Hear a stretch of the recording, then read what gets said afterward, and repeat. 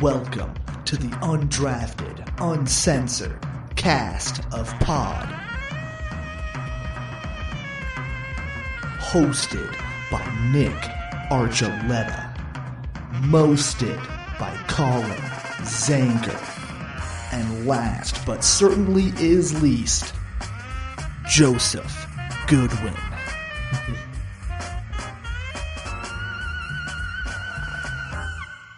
Welcome everyone to the Undrafted Uncensored, a little Saturday afternoon delight where I don't know about you guys, but I love when Steve Kerr talks trash and turns the Joker on.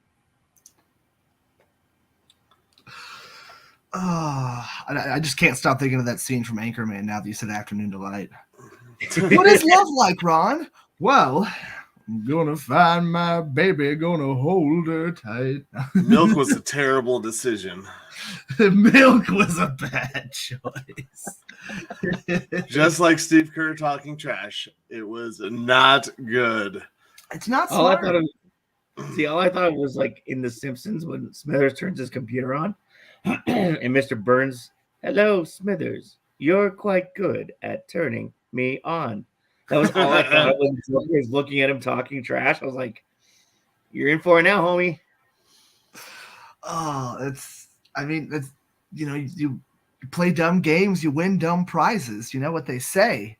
I also loved the tweet that Dwight Howard put out of like, well, Joker's not going to make that shot on Superman, but good shot. And I'm thinking, like, that's stupid from, like, whatever standpoint you're coming from. Like, Yeah. in a basketball standpoint, no, you're stupid. Even from, like, a nerd standpoint, Superman cannot handle the Joker. That's been proven multiple times. I just want you guys to know, speaking of winning dumb prizes, so Yeah. I think y'all remember my company party last year. Yeah. Let's just say that things started off well for Colin this year. Oh, nice. Did you get a Nintendo Switch? Oh, I want to switch. I just got to let you know that the Prophet has officially started the year off right once again. Good. Dude, you're gonna love that thing. So, you know, when you talk about winning prizes, Yeah. it has all begun now. I mean, wouldn't we call know- that a dumb prize, though. We No, know, that's we not know. a dumb No, prize. it's not a Yeah. dumb prize at all. But we all know. That I mean, must you have all been know your how smart dumb game. it's going to get this year now that I won that. You know, it's just gonna So was it unbearable. like a raffle, or like did you have to like beat somebody at cards, or like how did you get these things? No, so Isn't like it? last year I won the TV and the 2 trips. They had a few different prizes at this one. Yeah, so you put your raffle tickets into different things, and I put one in the Nintendo Switch, and I won it.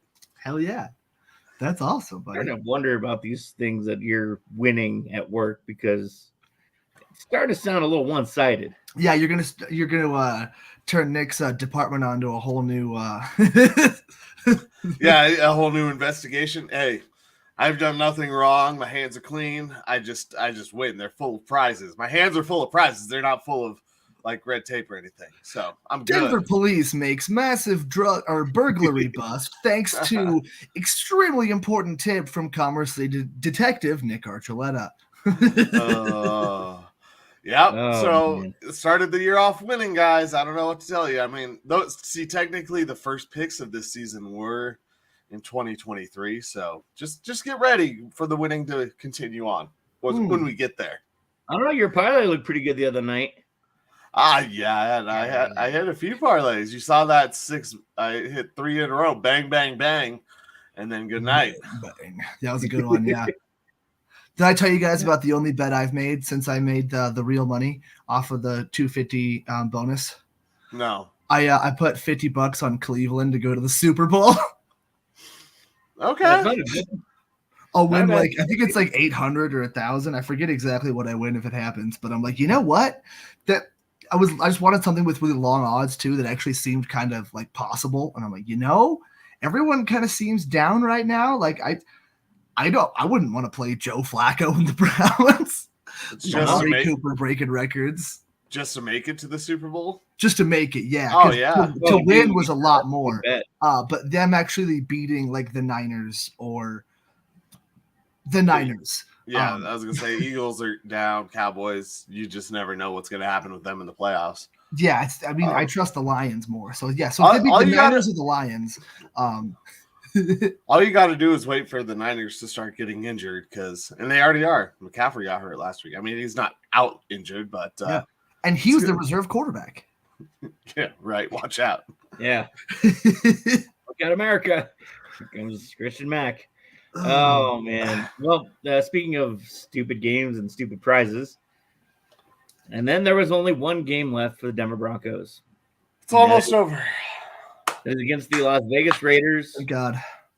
And I don't know. The Raiders are favored, but I don't trust either team, really. No, definitely not. And this is a perfect game for me because I've kind of been in the middle of both of you guys. Whereas, I'd like to win some games, but draft picks definitely matter. So kind of no matter what the outcome is, I'm happy. Either we get to beat the Raiders, fuck the Raiders, or we get a better draft pick than the Raiders. Haha, fuck the Raiders. You fell for our trap. So I'm cool with it either way. I'm almost a little concerned if Jarrett Stidham looks decent at all, because then people are going to be like, oh, that's the guy for next year. They don't even need to, draft anybody. I just don't want to hear stupid shit like that. He may end up being the, first couple of weeks starter because you have a rookie to groom. But if that's the best you've got next year, I'm livid. Well, I mean, honestly, he might be the best option money-wise and play-wise for the Broncos and for their future. I know we went into this on the show the other day, but he just might be that best choice that they have because he's been in Sean Payton's system, obviously, for a whole season, understands it. And Sean Payton, depending on how this game goes with the Raiders, whose defense has been playing a whole hell of a lot better, especially since getting rid of McDouchebag. They've been a better team. So Stidham, if he looks somewhat competent, I don't think Broncos country is going to say, oh my God, Stidham's the future. If he has one good game, this isn't the Broncos country loves backup quarterbacks. This isn't the Drew Lock. Oh my God, 5 good games at the end of the season. He's the future type of moment. We're still playing a Raiders team that doesn't have that great of a record, although they are playing, like I said, much better at the end of the season. They're not great, so I don't think anyone will look at it and say that's the future.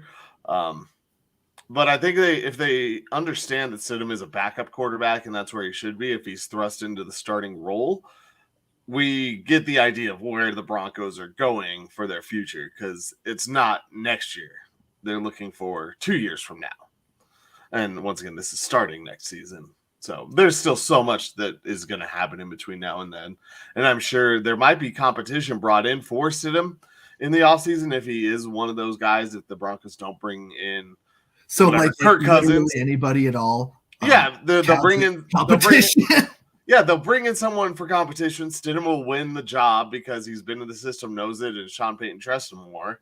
And then we can look forward to a very down 2024 season where the Broncos are really playing for 2025 and draft picks and the opportunity to get a premier quarterback. Yeah, that sounds awful. If they don't do it this year. If they don't do it this year. I think they're going to do something. But that's what I'm saying. If to build that team out, I feel like that's going to be really rough sell. That's going to be a tough sell. That's going to make everyone unhappy.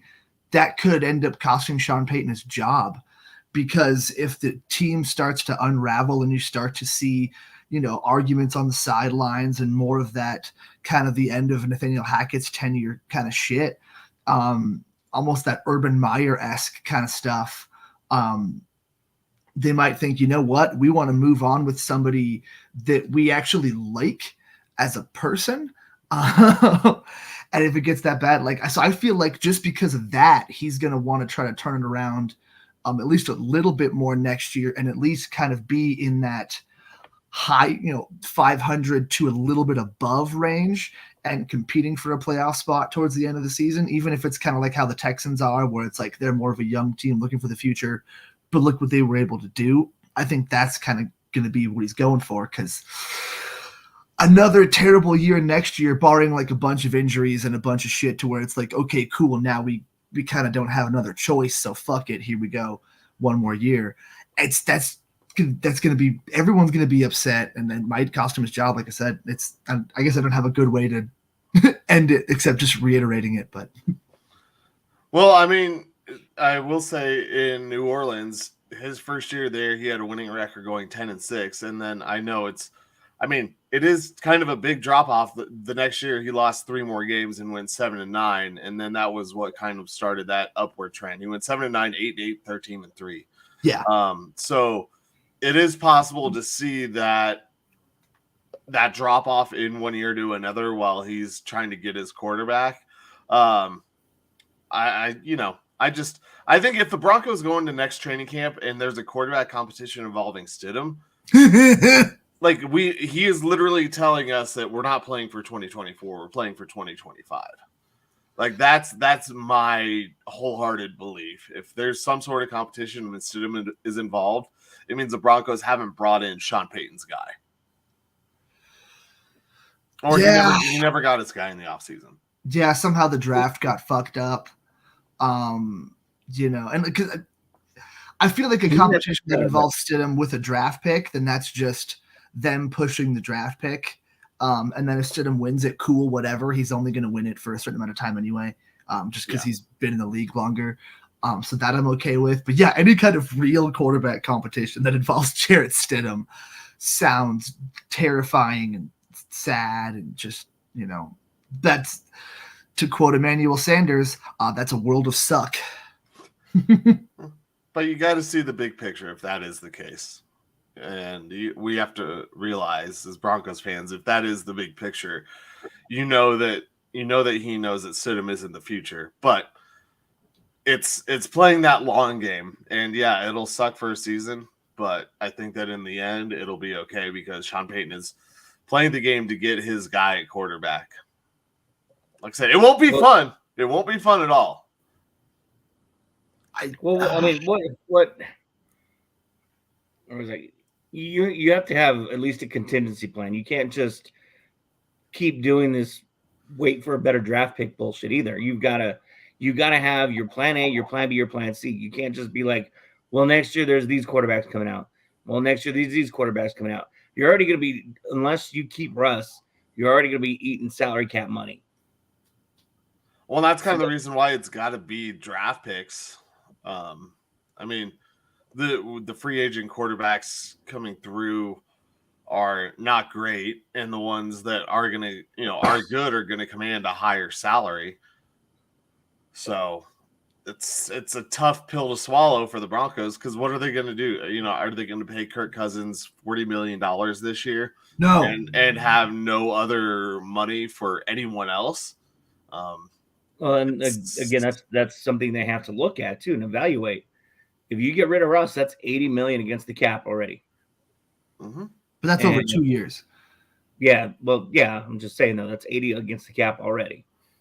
And if you're trying to rebuild, I understand you're going to try and get a lot of draft picks, and I get that. But at the same time, you can't just rely on draft picks. You're going to have to go out and you're going to have to sign some veterans too, because you can't have a super young team and try and roll out and win games. Obviously, again, you're trying to get better draft picks, but Broncos country isn't patient. They don't give two shits. Unless you tell them what's going on, and we've all seen Sean Payton will not tell you anything. Wait, what was the sun like today? Was it warm or was it cold? Next question. The sun was out. Next question. I mean, that's what you're going to get, and I will neither confirm nor deny the existence of a sun. He is not designed for a Denver type media. I can't imagine what he would be doing in LA right now if he would have gotten the Chargers job, or in New York. They wouldn't care. They're very different towards football than they are. Like, nobody cares about football in LA. If he was in New York, he'd be eaten alive. New York, Boston. I mean, those markets would just eat him alive, which is probably why he's been in these middle markets, is he can get away with lack of personality, I guess. Yeah, and you know what I can guarantee, I can confirm, is that there was a Raiders logo painted on the Broncos field. training field this week. Yeah, he's been doing it. I know. Oh yeah. Oh, I hate that. Every time they have a road game. I'm okay with it, like, to an extent, but I don't want to ever see that fucking Raiders symbol anywhere near Dove Valley. That too late. Kind of does bother me. Pat Bowlen just rolled over in his grave, dude. Yeah, like that's gross. I want to go pee on it. All right, Calvin. Yeah, no, I will sneak in there and pee on the Raiders logo at Dove Valley. Nick and Colin on Undrafted, Uncensored. There used to be 3 of you guys. We don't talk about him anymore. He'll be out in 3 to 6 months. Live from Dove Valley. Yeah. Colin and Nick. In memoriam. Is Joe dead? No, but yeah. So are the Broncos going to win this game? I mean, are they or how are they?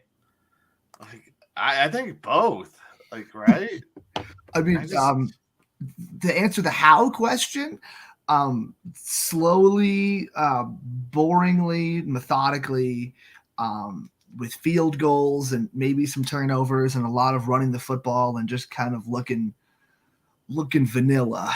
Same way we do every night, Pinky. This actually might be my no touchdown game pick. This might be a good no touchdown game pick. No, I can't see. The Raiders not scoring a touchdown in this defense still.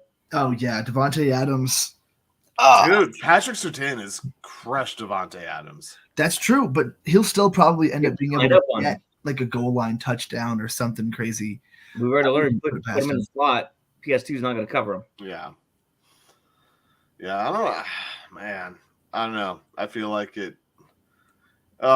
You said it. This is just going to be probably one of the worst ways to end the season. Whether win or loss, it's just going to be a game that is unbearable because of both defenses. Granted, the Broncos defense hasn't played as good as it was during that 5-game stretch, but they're still, above average. Defense. Yeah. And then you're talking Aiden O'Connell against Jarrett Stidham. Maybe Josh Jacobs plays or not. We'll see what incentives he has. If Josh Jacobs has some incentive to hit before the end of the season, I'm just ready. He'll go off for like 250 and 4 touchdowns. Yeah, be concerned. Well, then you got Max Crosby out there too. Yeah, Crosby's been been a beast this year too. Even under McDaniels, he's been unnecessarily good. Unnecessarily good. The dude's a monster. Like ever since Hard Knocks, man. Like you could see the beast in him just during that. Like, so the fact that he's continued to, like, he's the epitome of a Raider. Like he got the Raider symbol tattooed on him. Like the epitome of just that grinder, but still like loves the spotlight and doesn't seem afraid to do a little bit of shady stuff. And it was probably a prison tattoo. It was probably he probably went to a prison and said, "Hey, I want the Raiders logo," just to make sure he was Raider enough. Get it authentic. Yeah. Authenticated. Instead of like the Jostens or not Jostens, what's its name? Authenticators. It's got prison number ID. Yeah. On it, Authenticator ID. Yeah. Folsom County or whatever. I don't know which. I can't. San Quentin. San Quentin isn't that the one in? Yeah, San Quentin. Yeah, I don't know. Orange County maybe is where I don't know what county. Yes. San Quentin is in San Quentin County. But that's like that's a big prison in LA. Yeah, I know it is, but I don't know what county it's in. Yeah, it doesn't matter. Sometimes you travel to get the authentic stuff, Yeah. Yeah, he went to Chicago to get the Cook County, Like, I'll travel out to Commerce City to get Dion's. Not invite Nick. Good. And not invite Nick. It's not that good. Oh, it's still dude. The Greek dressing on top of your sub and the green chili ranch with the oh man, it's phenomenal. It's not that good. It is. Oh, dude, I live 5 minutes from it, and I'll order Pizza Hut before I get Dion's. Well, I'm not talking about their pizza. I'm talking about their subs. I don't know. Their bread is good. I don't know. I've had a hit and miss with their subs because sometimes their bread's a little stiff. That's what she I said. don't like that. Kind of like you were for 15 seconds last weekend. Like your mother makes me, Trebek. Hey, you got me almost over 600 again. So, Man,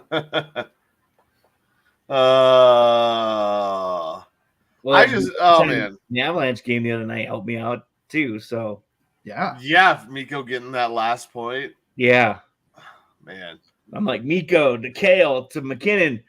Come on, get in there. Come on, get in there. Back to Miko. I don't know. Fourth shot though. Like I was watching the game, I never heard him get credited for that fourth shot, and I thought I lost. It might have been too quick. Sometimes the announcer isn't totally sure who did the last everything because it's so quick, and so they'll just kind of wait till later. Damn it, Mosier, you're my spirit animal. You're supposed to do me right. Damn it, Moj.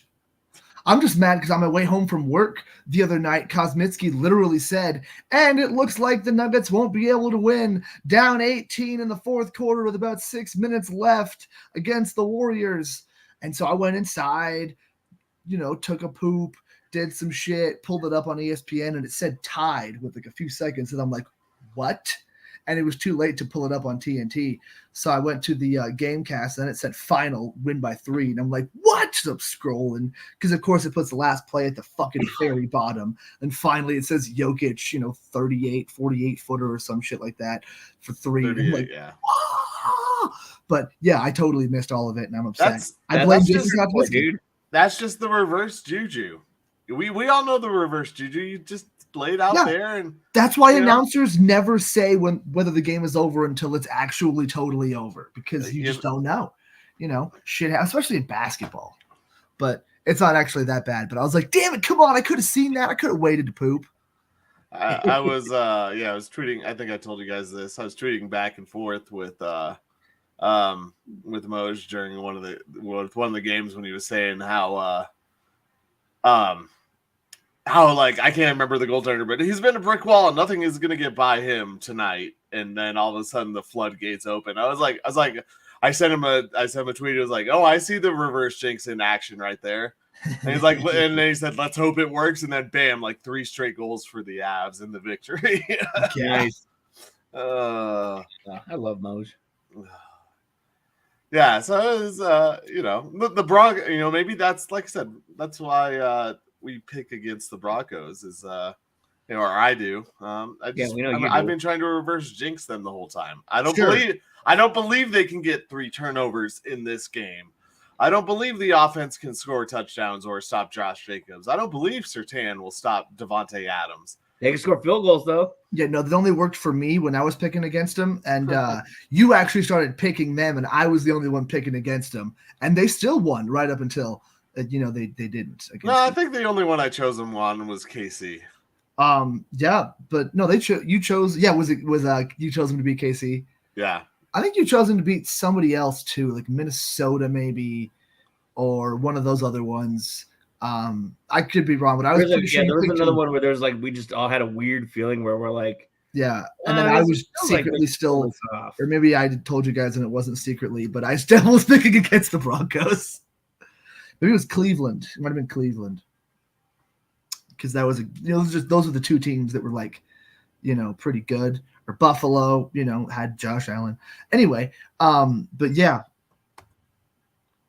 this game just I kind of just want it to be over. Like I'm happy. I'm excited to watch it just to see one more game of the season and get to see the Broncos under Sean Payton and this kind of team get to do some stuff. But like it's because I also enjoy a lot of the backup players that we have. Like I want to see Lil Jordan Humphrey do anything because that touchdown catch was fucking phenomenal.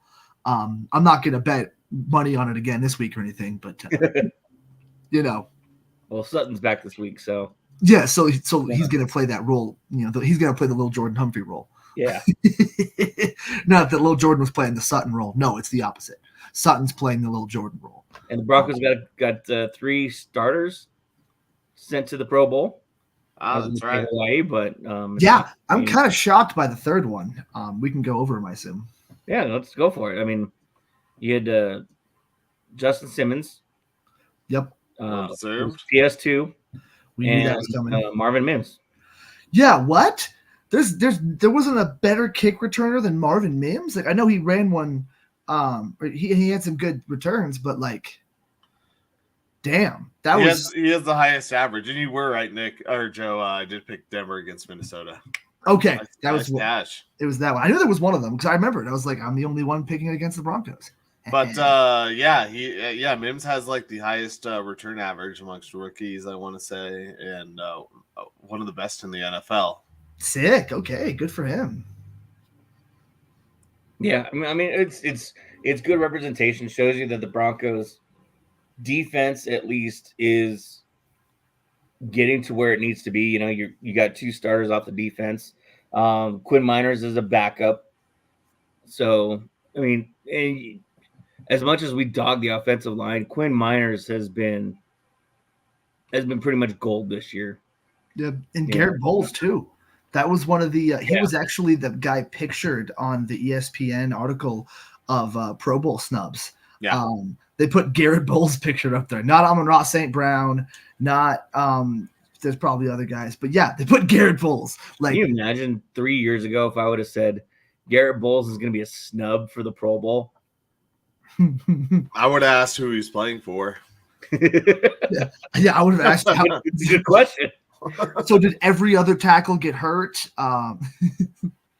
Literally everyone.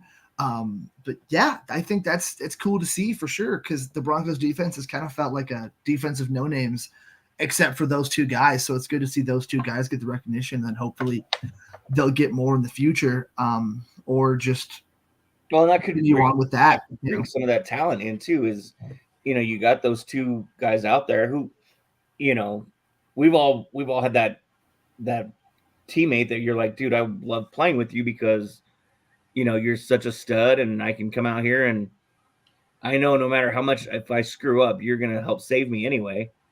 You have that one, I had middle infielders all the time where I knew if my throw wasn't down to second or, it was in the range at least, damn, he was going to make me look good. Yeah. Pick it and pop. Yeah.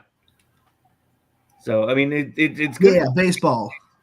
Quinn Miners, being a backup might convince some guys to consider Denver. I mean, you'd rather have more of your line on a Pro Bowl team, but if you can get one guy as a snub and one guy as a backup, it's a good start for the team.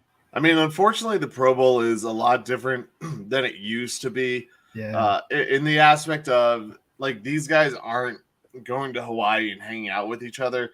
I remember hearing stories of guys going to Hawaii and hanging out and learning and talking to these guys and learning the tips and tricks and all the different things that these guys are doing and being really able to pick the brains of the other, Pro Bowl players. Yeah. And so, like an annual clinic of the best of the NFL. Yeah. And while it's different, he'll still get the opportunity to do that to some extent. Although, we can probably count off, what the 49ers had 9 guys or 8 guys selected. Yeah, something like that. It's ridiculous. We can probably count off about half of these guys not showing up anymore to the Pro Bowl to do that. And either way, I still hope that Miners can be able to pick the brains of the other guys there and improve upon that. That's probably one of the things that I would look forward to most is that if Bowles gets selected, or he'll move into a spot. I'm sure Bowles will move into a spot for the Pro Bowl at some point. But that they'll be able to get some experience with these other guys that'll improve their game heading forward. Justin Simmons is now one of those guys giving advice to the younger generation, to the other guys that are there. It really is a good opportunity for these guys, and hopefully they can use it right. There are definitely guys who don't use these chances right, but I think that the Broncos, seeing where they're at, should really expect to do that. I think Sean Payton will probably talk to the guys going to the Pro Bowl and say, hey, as a coach, that's one thing that you should do is prepare you guys for this. Hey, Like, yeah, this isn't a party. Like, you're allowed to have fun and relax and everything, but try and get something out of this. Yeah. You know, don't just sit there and, you know, drink beers by the cabana all day. You're Clear not the air and- you're not a 12-year pro yet. Yeah. Drink beers and talk football. Clear the air of what our locker room's like too, because from the sounds of it, it doesn't sound like that locker room is a very cohesive place right now, you know, amongst really anybody. So if that's fractured, fix that too. Yeah. Broncos locker room. I just think there's so much uncertainty headed into next year, especially with the rust stuff, that none of these guys feel safe. They shouldn't. No, that's what Peyton's doing to them. Well, yeah, but you're also, I mean, you're an 8-8 team right now, but you're not a winning team, and so when you're not a winning team and you haven't been part of a winning franchise, well, you don't know if you're a winning team until Sunday. Well, yeah, I know, but it's you a don't know hollow if you're winning winning. team, Yeah, you're still. I mean, you are a participation trophy winning team right now. It's better than 4-9. No, it's actively not at this point. Like, because 4-9 gets you a shot at one of those top quarterbacks. But you're relying on them working out too. I keep Of saying course. this. I understand where we're going. We want these high draft picks, but at the same time, ask the Cleveland Browns how that worked. What do you mean? Amazing.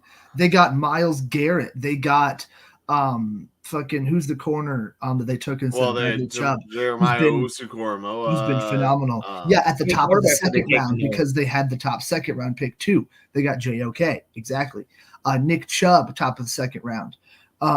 So no, Cleveland is the reason why that works. You keep going to the second round. The second round has been fine. No, but the first round, Myles Garrett. They took Jabril Peppers and then traded him for a bunch of stuff that's worked out great. Obviously, they chose the wrong quarterback, but that still worked out for them. Doesn't matter. Well, yeah, but still, that's the way to build your team, though. The way that Cleveland did it. Obviously, they were pretty shady about completely tanking and giving everything to Hugh Jackson. But, that's the reason why we say this can work is Cleveland. Well, and I mean, you mentioned the Cleveland quarterbacks. There's a lot more that goes into it with Cleveland too. I mean, their coaching carousel. Yeah, you have Baker Mayfield who had flashes of being really good at times, and then you had 1999 when they came back when Cleveland came back. You have Tim Couch. Oh yeah, but that's like 7 different front offices. Manziel, that were all terrible. Baker Mayfield. Those are the quarterbacks that they have relied on with their first round draft pick. Number 1 picks. And they've also built teams around those guys with quality players that they've gotten in those drafts also. So they're just bad at scouting quarterbacks. And the Broncos kind of are too, but like you still need to take those. If you don't take those shots, you can't win. Like if you can't win if you don't play, you got to do it. I mean, and even going to Joe, you said that it's different front offices, different head coaches. No stability in that where guys felt like, these rookie quarterbacks had to come. If the rookie quarterbacks didn't come in and succeed right away, they were out of a job. Yeah. And here in Denver, there's a big difference where you have a head coach who's, most likely here for at least 5 years. Hopefully. So he's going to have his opportunity to grow with that quarterback. And if there isn't the growth, then yeah. But I think that it's more than a 1-year plan with this organization and the coach. It was always if they didn't get it right immediately in Cleveland, that guy was gone. And I'm not saying that they drafted the right quarterbacks. I mean, I am saying that I've always been a Baker Mayfield believer. At least when he was in the pros. I wasn't that much of a believer in college, and then I don't know what switched for me when he got to the pros. I believed in him for some reason, and he is doing damn well in Tampa this year. But what happened there is they had 1-year leases, and if it wasn't right immediately, they were gone. Where Sean Payton has a much longer leash, and that gives you an opportunity to develop these guys, and you're not so microwave. Yeah, Broncos country, we want them to win right away. But also, if we're showing the improvement and the growth within the season, not like a Jordan Love this year. I mean, I know he's not a rookie, but Jordan Love started off the Prove season himself. okay, and then he had a really good middle of the season, or like second quarter of the season. We'll call it Third middle of quarter the of this season, yeah. third quarter of the season, he dropped a little bit, and then to the end of the season, he's been really good. So you've seen some growth, you've seen some hard times, and then you've seen him bounce back. Whereas in Cleveland, they haven't given that opportunity to grow, to fail, and then to grow again. I think that the Broncos will allow Sean Payton in whatever quarterback he takes, whether it be this year or next year, to do that, unless it's a free agent. If it's a free agent that comes in here, you got to win right away. Yeah, no patience. Absolutely. Yeah. I got no patience because I'm not a doctor. But Broncos country is patient with rookies. Like, we've seen that both with Paxton Lynch and with Drew Lock. That their first years, Broncos country was very patient with, like, Paxton Lynch. It was more, we want to see what this kid has. But when's he going to play? But at that time, the team was good enough that they were happy with winning with Trevor, which didn't actually happen, sadly. So they kind of got fucked out of both. And then every time we saw Paxton, he looked terrible. So we kind of stopped getting excited to see him. But with Drew Lock, it was the opposite. It was, why are we playing Joe Flacco when this kid clearly needs reps and needs time to grow? And then the next season, it looked pretty bad. But even then, there was still plenty of Drew Lock apologists and people saying, give him more time, give him another year. So if you have a talented rookie that has somehow endeared himself to the fan base, like, they will be patient for that guy and let the team kind of be built around him. And then once you get out from under the Russell Wilson contract stuff, all of a sudden, hopefully you'll have a decent attempt to be contending team. And the lower your draft picks are, the more difficult that's going to be. And the more likely that you end up with Colin's worst case scenario of not drafting a quarterback because fuck it, you didn't get anybody, and you're stuck with Stidham and somebody else, Jacoby Brissett, Gardner Minshew, insert former backup quarterback here. There's Clayton. There's my guy. What up, Clayton? So yeah, man, it definitely is worse to be 9-8 than it is to be 4 and whatever. But it used to be 4-12, so be 4-13. But at this point, fuck it. You take the hand you're dealt with. And I'm still okay with beating the Raiders because, like I said, fuck the Raiders. Hey, this on a note as far as players go, Sean Payton came out and said he's going to try and get the players that are near their bonuses for the season their bonuses in this game. Cool. So, I mean, talk about that's kind of the media, people around might not like the way that Sean Payton has handled some things, but also players seeing that he wants them to get those things. If he does, we'll see what happens in this game. But if those things do happen and he actually plays them and gives them the ability to reach their bonuses, that's something that'll get players here because they know that they can sign a contract that might be incentive laden. And Sean Payton will give them the opportunity to reach those incentives. That's actually it's a pretty big deal. That is a big deal, yeah. It's a pretty savvy move. That's a big trend now is, giving guys $5 million to play, but then throwing $7 million worth of incentives out there because, guys are typically pretty proud of being able to play a lot. And so if I can get an extra $7 million on top of my 5, and I know that this guy's going to do everything he can to help me get that, then, yeah, I mean, that's going to get a lot of veterans to come in here or even like middle tier guys that can help you win. Which is huge, being able to get them for less. And for a lot of like lower caliber teams, instead of like the higher money teams. I'm trying to think of better ways, more eloquent ways to say this than I am.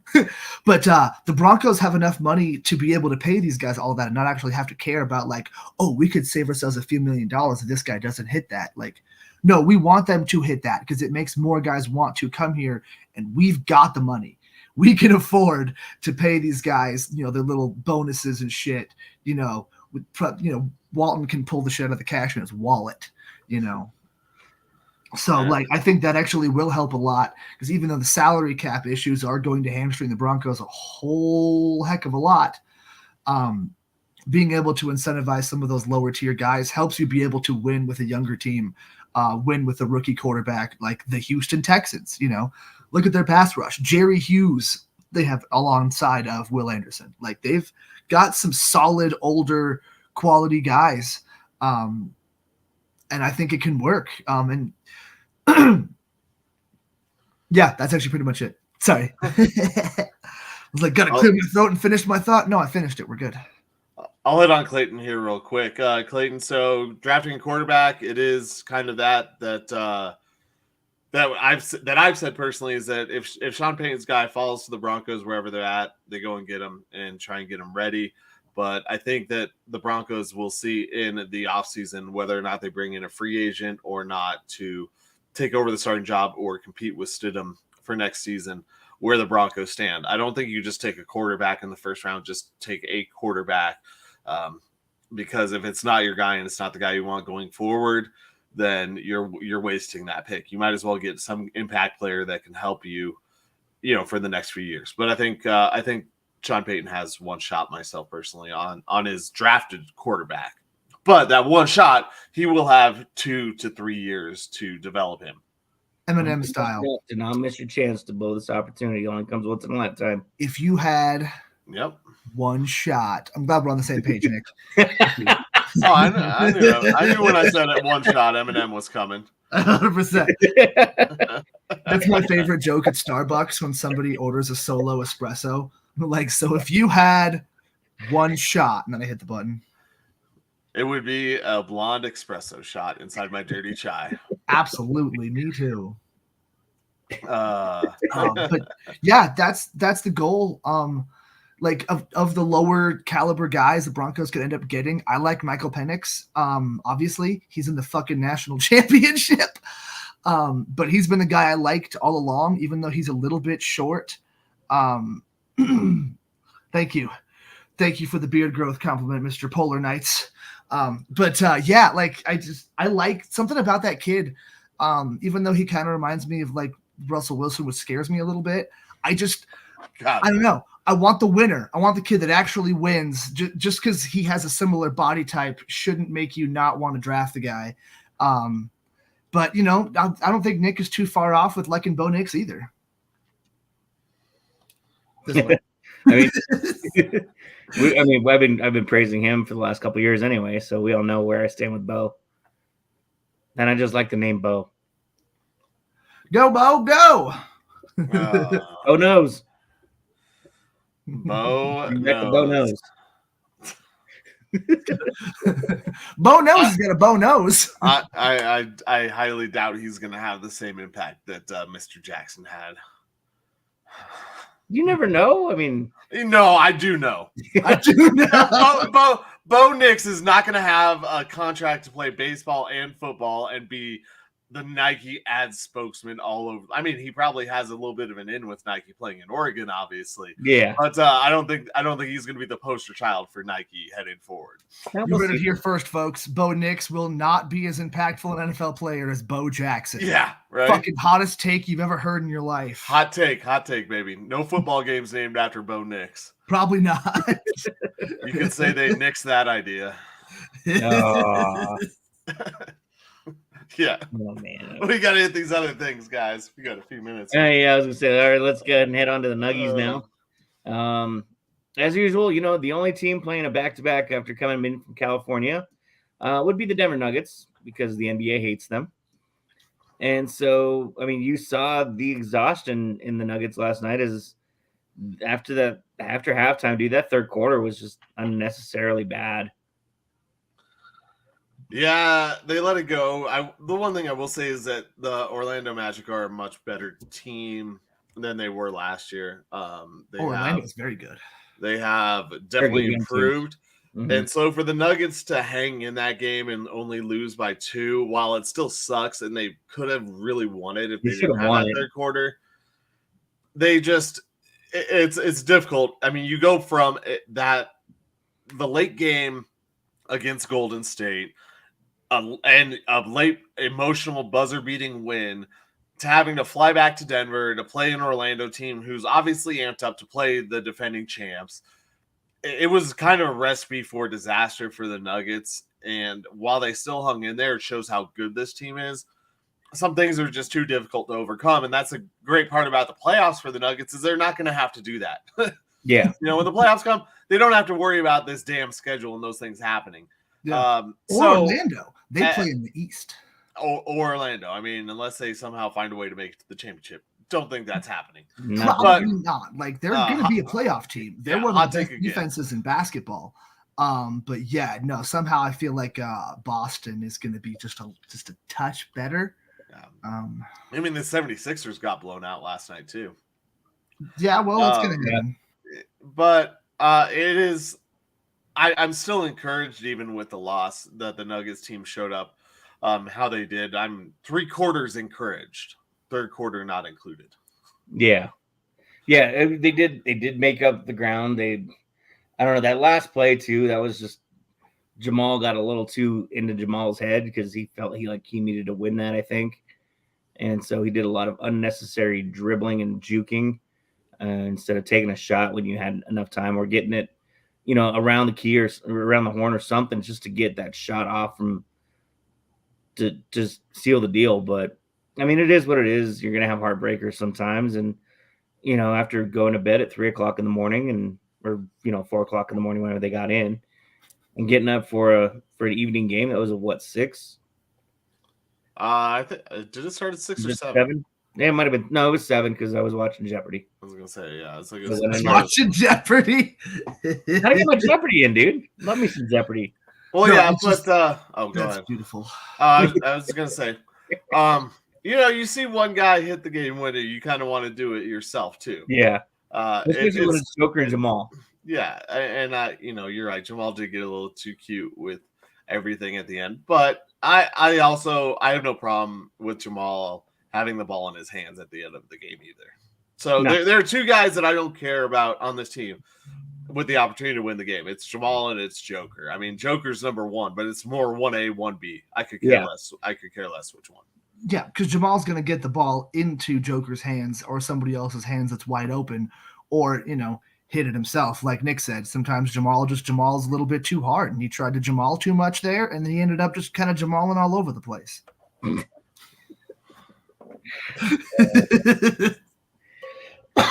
All right, we'll go ahead and I mean, we got time still, so I mean, it's it's not that big a deal. It's January. Huge deal. Moving on to the Avalanche, we'll head over to the ice real quick. Avs play this afternoon at 2:00. Matinee. Midday matinee, that's for sure. Coach Shizzle. I think it's their last matinee of the season, or they might have one more. I think it might maybe have one more. I'll have to double check. But first unit's definitely carrying this team. They've won 7 of the last 9. This whole coming from behind thing could probably stop. I would really appreciate that. But I mean, win's a win. I'll take overtime points if I need to, but let's just win these definitively, and let's get off the ice and have a good time, because Georgie's taking some shots he probably shouldn't be taking. Obviously there's still some problems with the defense, and I mean anybody other than that first unit, it's rough going right now. I mean, this is exactly what we saw last year. The first line carrying the team. And that's what scares me, is that these guys are going to get worn out by the time the playoffs hit. We Avs faithful have to look for the reserves coming in. The help at the trade deadline and what management is going to do, what McFarland, what Sakic, what moves are they going to make? Because it's pretty obvious that you can't win with just that first line. I mean, we saw it 2 years ago in the playoffs when the Avs beat the Edmonton Oilers. I mean, they had McDavid and Draisaitl. And beyond that, they had nothing. And that's really where the Avs sit right now.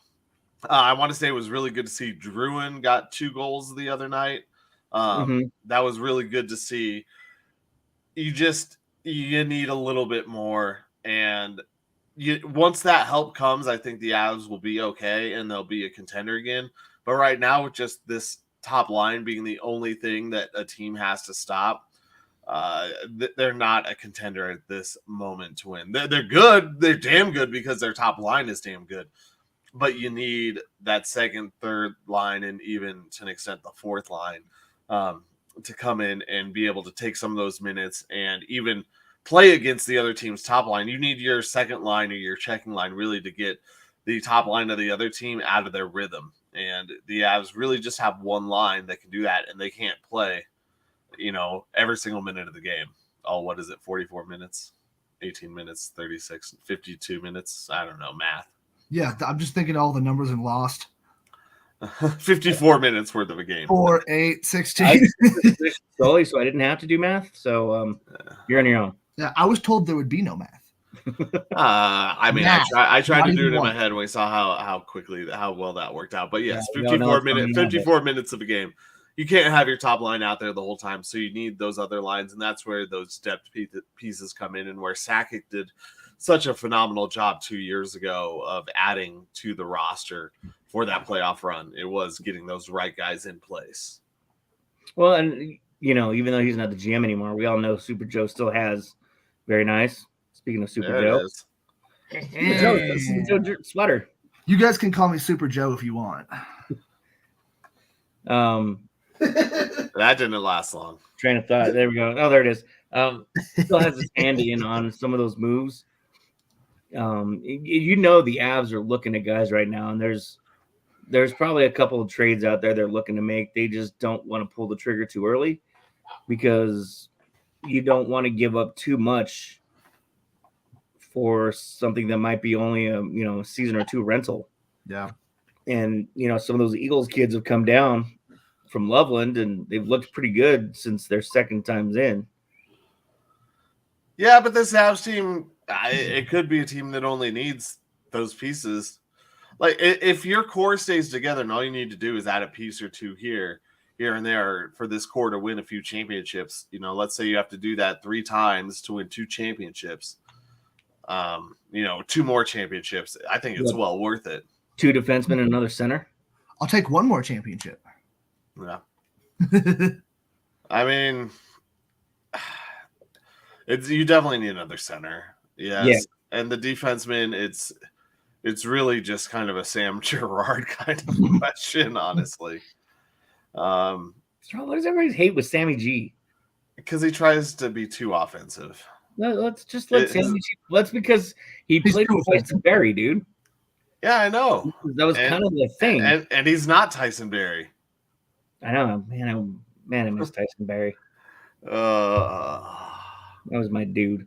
We all miss those. There was just so many awesome quality, depth guys the Avs have had for the past few years that sadly they just haven't been able to replace the production of. We've all had some of our favorites. Neil before Sod. Yeah. Call JT Comfort 877 goals now. Yeah. Obviously, EJ. Awesome. Fucking, yeah. There's just been so many of these guys that, and there's other players they brought in, but it hasn't been the same. It's been kind of diminishing returns. And so we're hoping to kind of kickstart that. Okay, we took a few steps back. Now it's time to take those few steps forward again. Time to kickstart the heart. Yeah. Oh, man. Yeah. So Monday night is the national championship. Michigan and Washington will be competing for the big silver gold trophy. The Waste Management Symbol Showdown. And I mean, obviously, I know we're going to get into this in the victory formation because that's what Colin does. Winning. Because that's where we pick games. Because I think it's going to be a really good game. What? The way these two teams played out last weekend.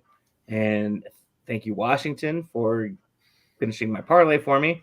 I look forward to a good game. I just hope this Harbaugh bullshit isn't going to interfere with the game. Bullshit. I mean, it's gonna be Harbaugh at the start of the game. Cameras will be on him. He'll have something to say at halftime, and then after the game, there'll be the questions of whether win or lose. Is Harbaugh? Should I stay or should I go now? Yeah, are you gonna be in Vegas anytime soon? Other than the Super Bowl when your brother's there? Yeah, is he gonna be in California also? A little bit further north of his brother, Yeah, or south of his brother? Excuse me. Are you going to ride out of Michigan on your Golden Stallions? only if Portnoy's there with him. I think there's going to be a lot of Harbaugh talk in this, and the only way that it can get stopped is if Michigan's offense is just working on all cylinders. But it's strength on strength here. It is. I mean, Michigan's defense, Washington's offense. It's We'll fun. see. I mean, defense wins championships, but man, Washington's offense is something else. stellar. I love it. Yeah, I'm excited for that game. I mean, as good as the first two were, I mean, this is destined to be a barn burner, I hope. Yeah, that's the idea. You know, sadly, it's even though we all hate the NCAA for the way they did everything, we hate the way they had the rules set up. They gave us 3 really fucking good games, so Well, 2, hopefully 3. Dude, yeah. we haven't had the third one yet, but we're pretty sure it's gonna be a good one. You know, even if it's a blowout, it'll be kind of funny. Unless Michigan blows them out, that'll be sad. Yeah. Unless Michigan's doing the blowing. And on that note, Colin, On that note. proceed. This is the victory formation. All right, boys, here we go. Best play in football. 6 right tight diamond victory on 1. Break. Okay, 3, 2, 1, let's jam. The Pick'em segment, proving that Colin Zanker is the most humble man in the history of time. Or sorry, least. Featuring Nick Archuleta, wishing he was somewhere else. And Joe Goodwin, just kinda winging it.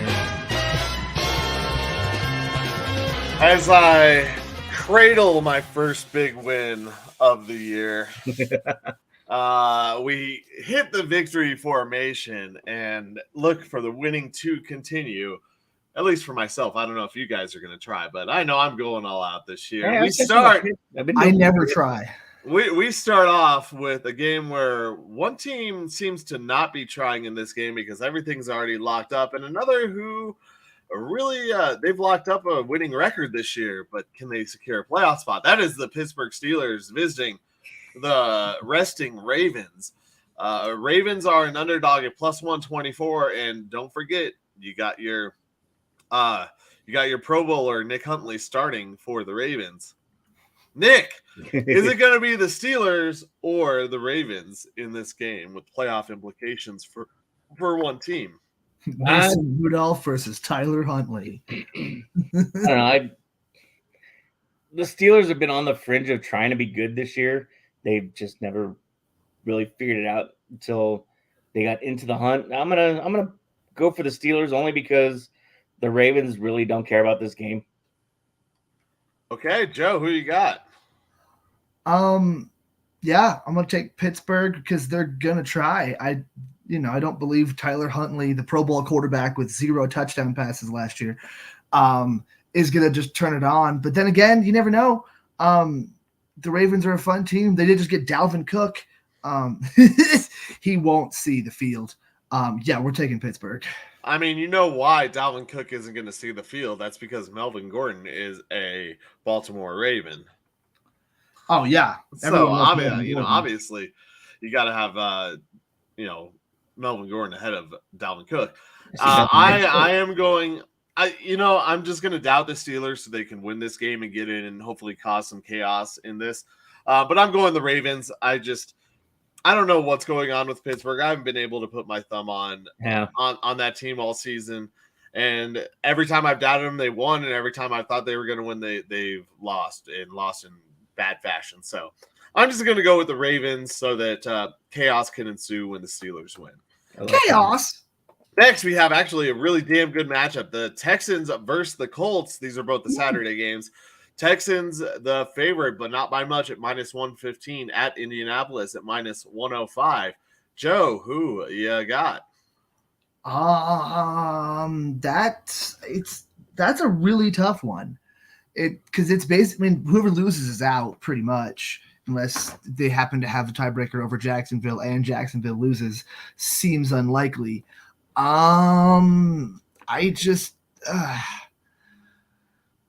The Texans have a lot of injuries, even though I feel like they would be the better team normally. Just something about the Colts getting Jonathan Taylor back, getting that offensive line together.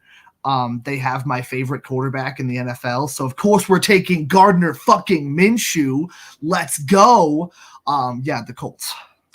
Thank you. I'm going with the Texans. CJ Stroud is back. He has another game under his belt. Nico Collins is back. They're going to miss having Tank Dell. But you mentioned that defensive line and Will Anderson. Mr. Anderson is going to be tough for the Colts to run on. And I do like the Colts a lot and a lot of their players. I just don't think they're there yet. So give me the Texans. Nick, who you got? Same thing, Texans with CJ Stroud coming back. Like you said, with a game under his belt, he knows now. He's got his rhythm back. And I think the Texans are just a little too much. We move on to the Sunday night football game, the last game of the 2023-24 regular season.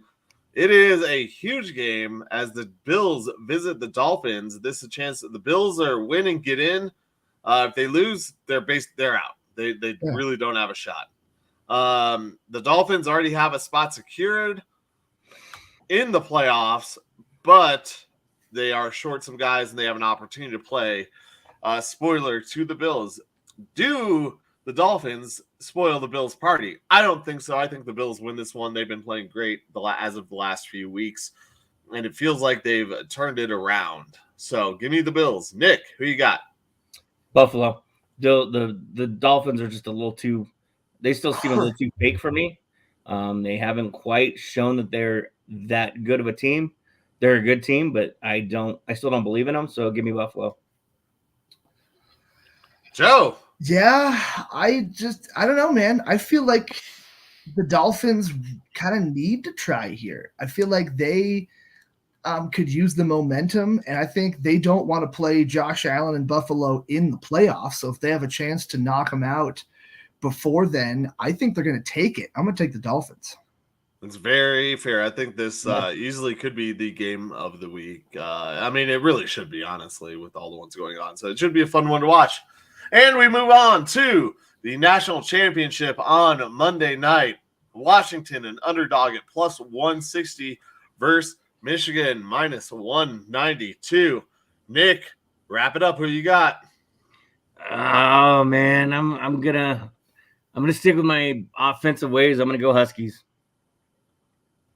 Nick being offensively offensive. Nick being offensive. Joe, who you got? Well, I picked them and they won the first time, so let's go Washington. Did you really pick them? I'm kidding. Yeah.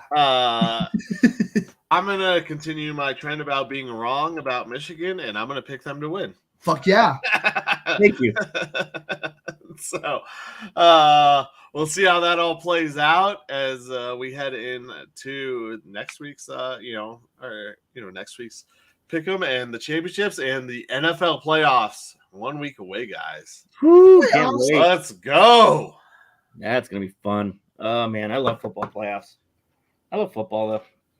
Yeah. I love sports. Sports I are love fun. sports.